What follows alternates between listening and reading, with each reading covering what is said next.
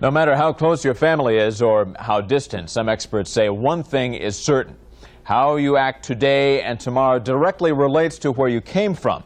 It's sort of like a puzzle, and Julie is talking with a guest that can help make the pieces fit.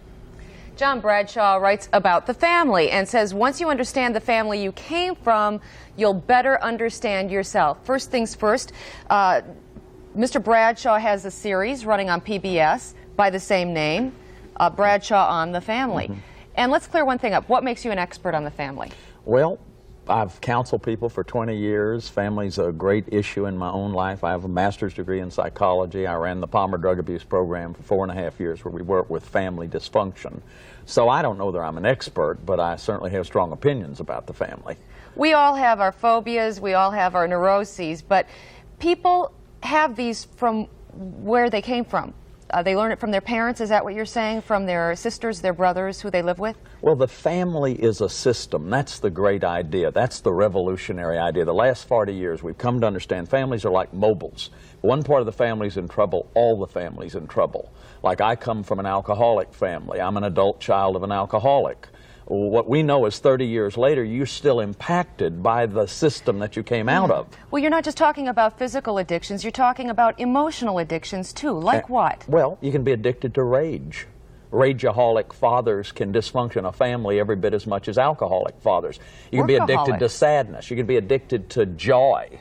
Joy addicts smile all the time. Yeah. They drive you crazy. And perhaps they have something underneath that smile that's really driving them that's not so happy. Oh, yeah. I would suspect workaholic fits into this too. We did a study in Los Angeles. We did a workshop actually with the survivors of workaholic families. We treated them like orphans. Well, how are you supposed to reach all of these people then? Because I suspect most of these people with emotional addictions aren't willing to admit that there's anything wrong. They like themselves the way they are. Usually what happens, though, is pain. Pain is the great thing. And that if people can understand that the systems that we're coming out of, that we're still evolving, and that we've been emotionally primitive. So we didn't have to know about emotions.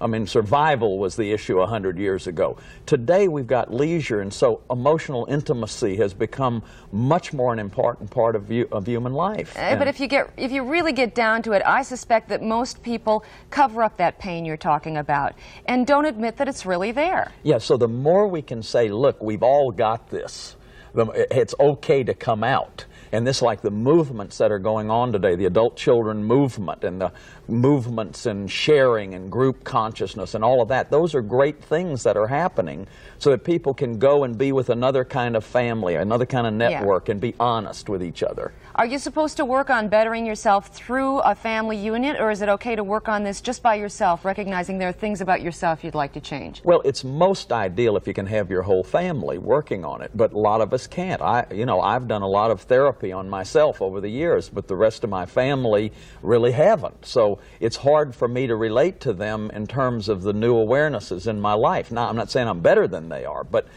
so sometimes you have to find another group. You have to find a new family of choice, I call it. Right, finding support if your family doesn't understand. Yeah, and that could be one best friend. It could be a church group. It could be a therapy group. It could be a 12-step group.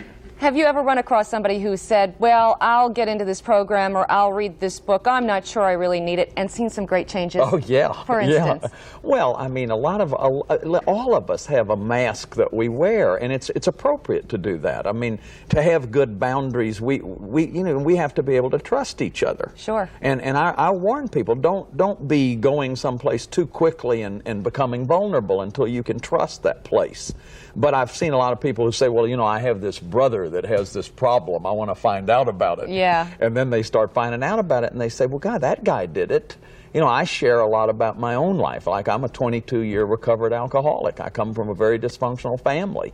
That's one of the reasons I've been so concerned about families. Okay. Well, thank you. It's been very interesting, and I'm going to read the book, and I think it's a book that just about anybody could read and get something out of. Yeah, I hope so. Okay. Thank you a lot, Nice to Julie. meet you. You're welcome.